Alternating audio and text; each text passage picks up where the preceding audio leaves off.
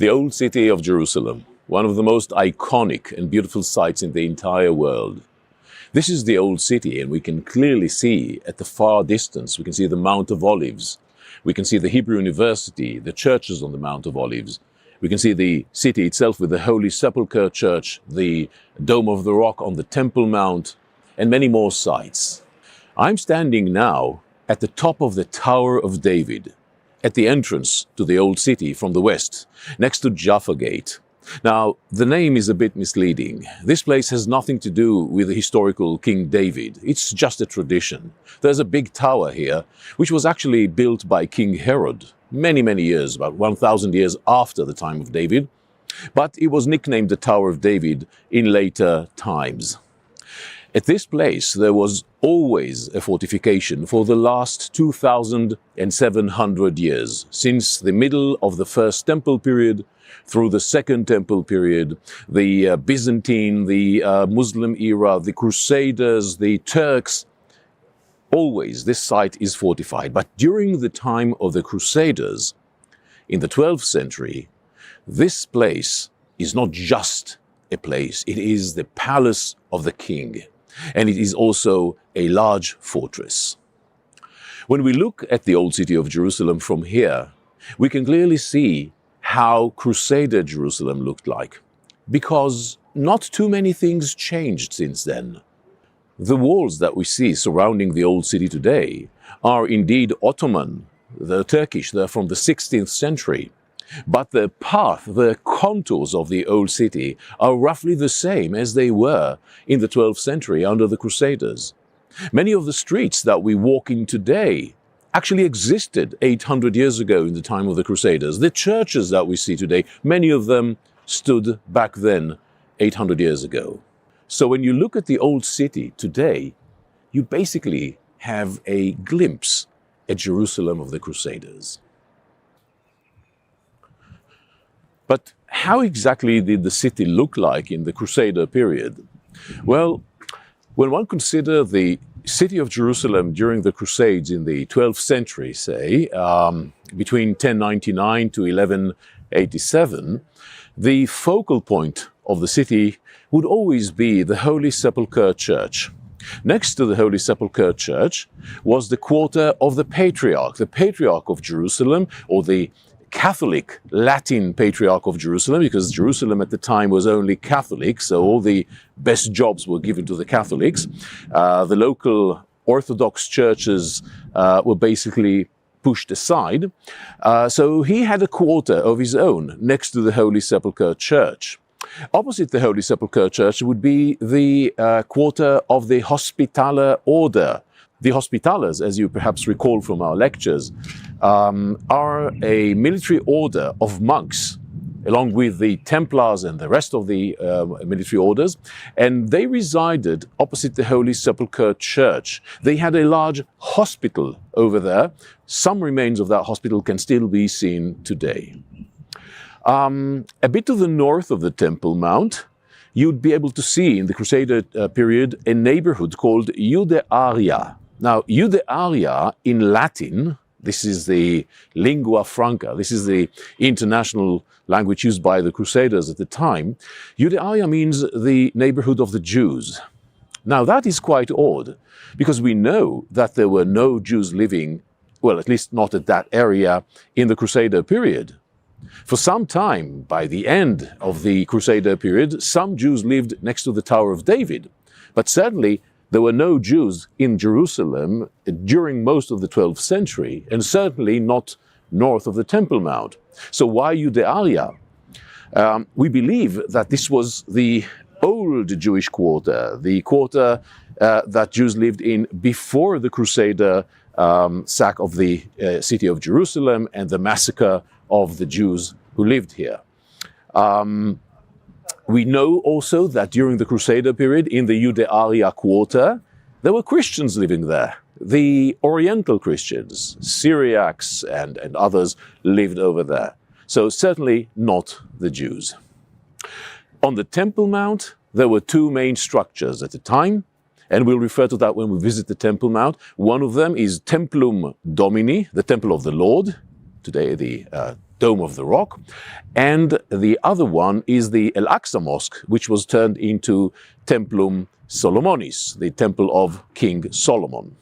The temple of the Lord, the Templum Domini, was the focal point of the Temple Mount, and it was turned into, indeed, a Christian church. Other than that, there were streets, bustling streets, people walking from all over the world, coming to the city of Jerusalem, including Muslims and Jews, but they were not allowed to live in the city. It was a Christian city. But why did the Crusader kings decide to build their palace right here on this spot? Well, there were three main reasons for that. The first of them was elevation. We are here on a much higher elevation than that of the Temple Mount. We are overlooking substantial parts of the city from this position. The second consideration was, again, connected to topography. We are standing on a natural rocky ridge. Now, today we can't see much of it because of the building activities in antiquity. They obscure the original topography. But we are standing on a ridge which is flanked on both sides by deep valleys, supplying a perfect protection to the buildings that are to be built here. And thirdly, and perhaps most importantly, there's a substantial fortress standing here even before the Crusaders began their building activities. And this is a tower that was designed and built by King Herod in the 1st century BCE. And this tower is called Patzael Tower, or according to other scholars, Hippikos Tower. It's one of 3 towers that were built by King Herod 2,000 years ago, and they were designed to protect the palace of King Herod that once used to stand here 2,000 years ago. Now, one of these towers, the one I'm talking about, still stands today. It stood in the time of the Crusaders. It's a formidable fortress, a great nucleus around which a Crusader fortress and a palace can be built. So all these considerations led the Crusader kings to build their palace right here. And actually, I'm standing on the threshold of this palace. It's right behind me, and the arch behind my back is probably part of that Crusader palace. Unfortunately, not much of the palace survived, so we are unable to reconstruct its exact plan. But I think you'll admit, it's quite impressive as it is. 19 years after 1948, in the year 1967, a new war began between the Arab nations and Israel. It's the Six-Day War.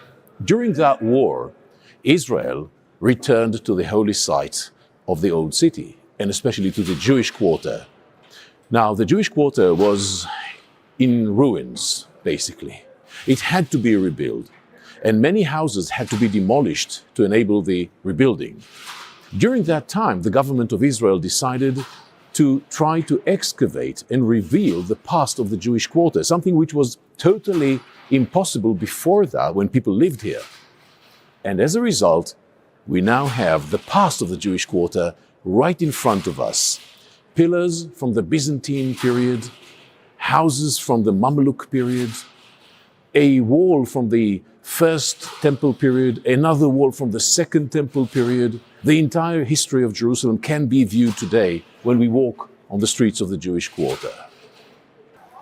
Jerusalem was a Jewish city during the First Temple period, the Second Temple period, but in the year 70 AD, Jerusalem was destroyed by the Romans, the temple was burnt, and in the coming several centuries, the Jews left the country, went to exile.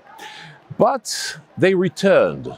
Many times, Jews made aliyah, immigrated to the Holy Land, and they came to Jerusalem to live in it.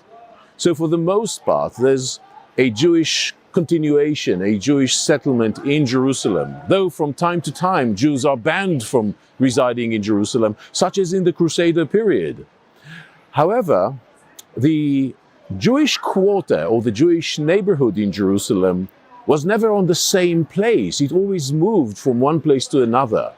For instance, its ancient location was actually in the 7th century in the city of David, or what we call today the city of David. They didn't know that they were living in the city of David. Later, in the medieval period, the Jewish quarter was actually on Mount Zion, next to the tomb of David, according to tradition. And eventually, 600 years ago, the Jewish quarter moved to its present location. So I'm now at the heart of the Jewish quarter, next to this reconstruction of the temple's menorah, and you can see the groups of tourists coming to visit the holy site. In 1948, immediately after the establishment of the State of Israel, the young state was immediately attacked by several Arab armies, including the army of the Kingdom of Jordan, our neighbor on the east. The Jewish quarter in the old city was besieged by the Jordanians, and eventually it fell to the hands of the Jordanians, and the Jews were basically kicked out, expelled from the site, and went into exile. For 19 years, the Jewish quarter was under Jordanian rule. It fell into disrepair. Houses crumbled down. During the war, the Jordanians actually bombarded the Jewish quarter. So the situation was dire. But 19 years later, everything changed.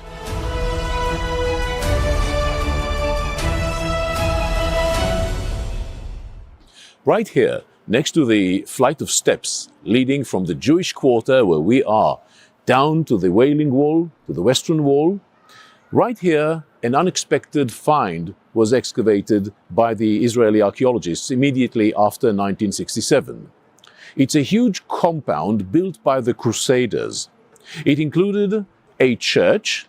We know its plan. It is a basilical church, meaning it has a main hall called the nave and the aisles on both sides with the beautiful apse, actually 3 apses with window in the central one, so that when the sun rises, it shines through that window into the church.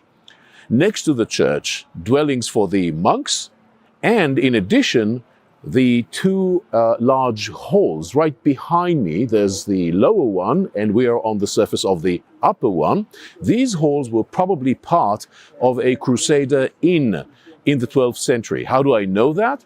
Well, because we have, luckily, descriptions of Jerusalem during the Crusader period left by the pilgrims who came to the Holy Land. And according to them, there's an inn right here, an inn owned by Germans. Mind you, it had nothing to do with the German order of the Teutonic Knights. These Germans are simple citizens of Jerusalem. So they built here the church dedicated to Mary. It is a German church dedicated to Mary, and also an inn, perhaps even a hospital, but this is uncertain. When we look at the architecture of the complex, we see an interesting feature, which is very typical of the Crusader art and architecture in the 12th and 13th centuries. And it's right behind me. Look at the arch behind me, and you can clearly see a capital of a pillar. However, when you look carefully, you see that there's no pillar. It's just a capital. It comes out from the stone. This is what we call an elbow capital. Now, elbow capitals are uniquely Crusader. They were probably developed here in Jerusalem in the 12th century by local artisans. From here, that feature, the elbow capital, spread all over the Crusader kingdom, and from here also it went abroad, and we find it in churches and cathedrals all over Europe. So this is something unique we can find in Jerusalem, and this is probably one of the first ever to be developed in the Crusader period. But Jerusalem wasn't just a holy city for the Crusaders. It was also the center of administration. It was the capital of the Crusader state. So the king lived here. Where? Well, when the Crusaders conquered Jerusalem in 1099, the Crusader leader decided he should live on the Temple Mount, and he chose for that purpose a huge structure, the Al-Aqsa Mosque. He turned it into Templum Solomonis, or his palace. But soon enough, the Crusader kings realized that that location may be perhaps the worst location possible for a king. It is secluded from the city, separated by huge walls. And therefore, the decision was made to build an alternative palace somewhere else. And that place would be right here in the Tower of David.